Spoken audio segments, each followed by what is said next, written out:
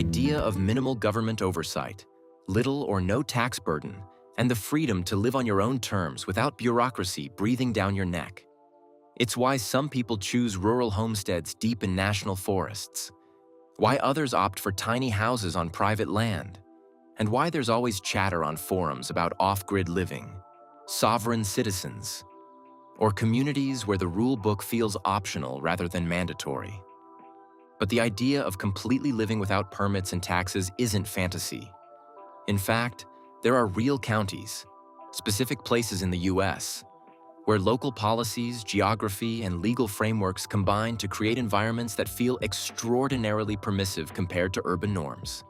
These places are not anarchic wastelands, but legitimate counties where low-income requirements, minimal building codes, or specific tax structures have resulted in a reality that many people interpret as no permits, no taxes required. That phrase needs unpacking right away because in the US, no permits and no taxes at all is virtually impossible under federal law. The IRS still applies. But there are counties where local taxes are minimal. Planning departments are nearly non-existent, and building permits are either not required for certain structures or are so lightly regulated that you effectively have freedom to build, modify, and live how you like with very little oversight.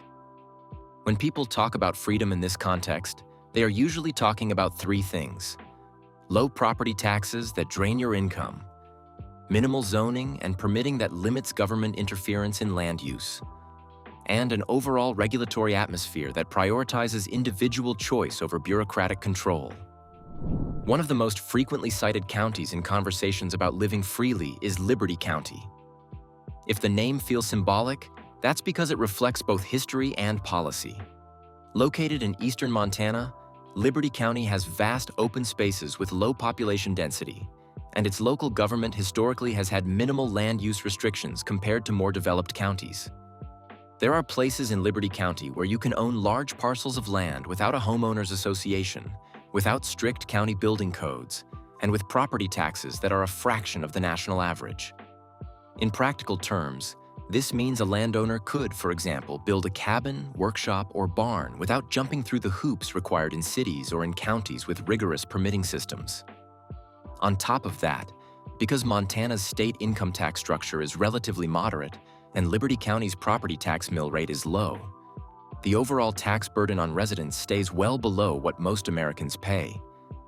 That doesn't mean zero taxes. Federal income tax still applies, and state-level obligations still exist. But local taxation is minimal, and local government rarely interferes with property use. In Liberty County, the atmosphere of rugged independence and legal permissiveness attracts homesteaders, ranchers, and people seeking space and autonomy in equal measure. Another county that surfaces often in freedom discussions is Cibola County.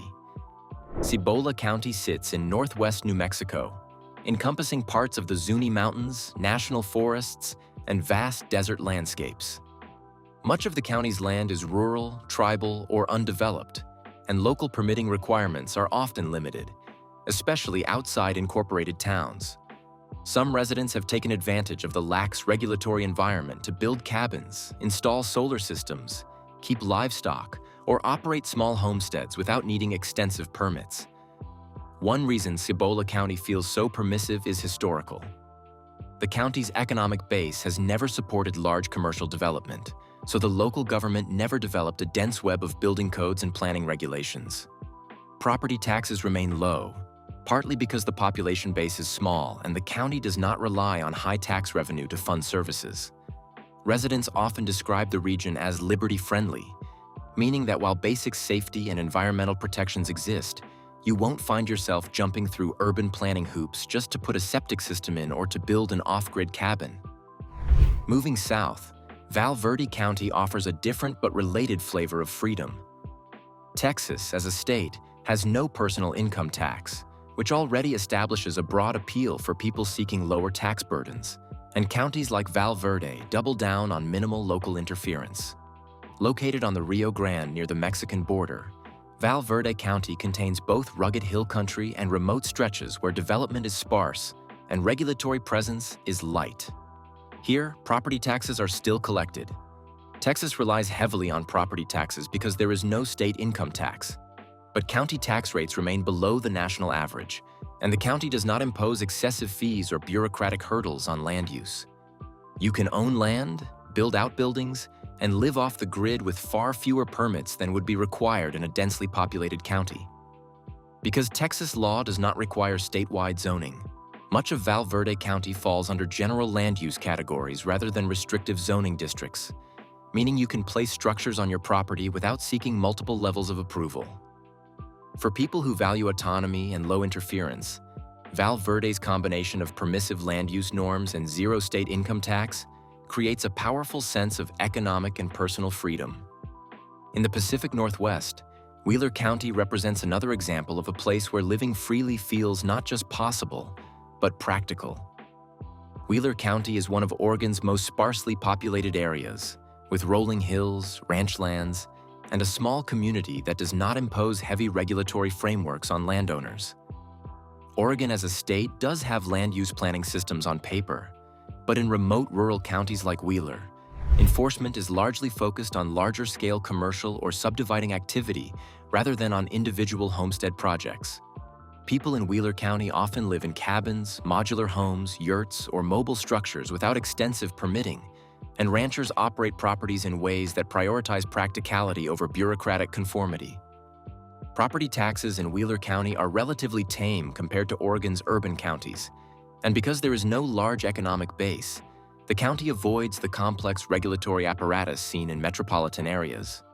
For those seeking isolation and autonomy, Wheeler offers a landscape where neighbors are few, government oversight is minimal, and the rhythm of life aligns more with seasonal weather than with municipal codes. Head east again, and you'll find Apache County, a vast desert mountain region that similarly attracts people seeking low permitting and low tax living. Apache County encompasses huge stretches of tribal lands, portions of the petrified forest, and remote high desert plateaus. The local regulatory environment is notable for being light, especially beyond incorporated towns. Here, too, property owners often build without intensive local permitting, erect off-grid structures, and rely on wells or solar power with limited county intervention. Arizona's state laws also tend to support property rights in rural contexts, limiting how aggressively counties can impose zoning or building code restrictions in unincorporated areas. While you still pay property taxes and federal obligations apply, the combination of sparse population, remote geography, and permissive local oversight creates a sense of living in a place where government requirements are minimal rather than overwhelming. Across all of these counties, there is an important distinction to make. No permits and no taxes at all is more of an ideal than a literal truth under U.S. law. Federal statutes apply everywhere. If you earn income, you owe federal taxes. If you build a structure that connects to utilities, you may encounter state or federal regulations related to electrical safety, water systems, or environmental protection. Endangered species habitats, floodplains, and archaeological sites can trigger federal requirements regardless of county policy. What these counties do offer is a local atmosphere where permits are not required for many common land uses that would be regulated stringently in urban or suburban settings, and where local tax burdens, especially property taxes and local permitting fees, are significantly lower than in more developed regions. This creates a lived experience that many residents legitimately describe as free, relative to the normative American experience. Another thread connecting these counties is population density. Sparse human presence means fewer neighbors, fewer political pressures to regulate land use stringently, and less competition for public services. When your nearest neighbor might be miles away, the social expectation of conformity tends to soften, and local governments often reflect that reality in their codes, or the lack of them. Counties with limited budgets also have little incentive or capacity to enforce a heavy regulatory regime. Road maintenance, basic public safety, and essential services consume most resources, leaving planning departments relatively inactive except in cases of major development or safety enforcement. For people who value self-sufficiency, these places also tend to attract like-minded neighbors. You'll find homesteaders, RV dwellers, hunters, ranch families, and people who've moved from high-cost states precisely because they want to build, farm, hunt, and live with minimal interference. The social culture in such communities often prioritizes personal responsibility over government intervention, which means informal norms can become as powerful as formal regulations. In other words, neighbors themselves often respect each other's autonomy, which reinforces the permissive environment. Of course, living in a county that feels free also comes with trade-offs. Less infrastructure means longer drives for groceries, healthcare, and basic services. Internet and cellular connectivity can be poor or non-existent. Jobs may be scarce locally, requiring remote work or commuting long distances. Emergency services take longer to arrive. Schools may be consolidated and far away. Water systems rely on wells. Wastewater may require septic systems that are self-maintained rather than connected to municipal treatment. In some instances, access to federal and state assistance programs is more limited because providers focus on population centers. These practical considerations are part of why these counties remain lightly regulated and taxed. Growth simply hasn't happened at the scale that would transform local economies and lead to more municipal oversight. Even within these counties, not all parcels of land have the same rules. Incorporated towns within the county may have their own codes and taxes. Tribal lands have separate legal jurisdictions. Some federal lands interspersed within county boundaries fall under National Park, Bureau of Land Management, or Forest Service oversight, which brings its own permit regimes.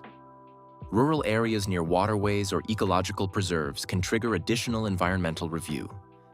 Property owners are well served by consulting county clerk offices, land use maps, and local assessors before buying land with the assumption that anything goes. In many cases, the spiritual feeling of freedom comes from the fact that small-scale residential structures, agricultural buildings, and off-grid systems are not actively policed or subject to frequent inspections, which contrasts sharply with the permitting labyrinth found in urban and suburban counties. The perception of freedom is also shaped by personal values. For some, being left alone to build a cabin, keep chickens, and live off solar power is the essence of liberty. For others, the amenities, cultural opportunities, and services of city living outweigh the burden of permits and taxes. What unites residents in these permissive counties is a shared appreciation for autonomy, self-reliance, and minimal government participation in everyday life. It is not chaos. It is an ordered choice to prioritize individual liberty over regulatory uniformity. In the end, understanding where you can live freely in the U.S. requires nuance. You won't escape federal law, nor will you dodge every tax, but there are genuine places in America where the local experience is defined by low tax burdens, minimal permitting requirements, and a regulatory climate that allows property owners to shape their lives with a remarkable degree of independence. These counties are not anomalies. They are examples of how geography, history, population density, and local governance philosophy intersect to create spaces that feel less governed and more autonomous. For those willing to embrace rural living, with its challenges and rewards, places like Liberty County, Cibola County, Val Verde County, Wheeler County, and Apache County represent real opportunities to live in America on your own terms, where the rulebook feels quiet rather than pervasive, and where freedom isn't just an idea, but a lived daily reality.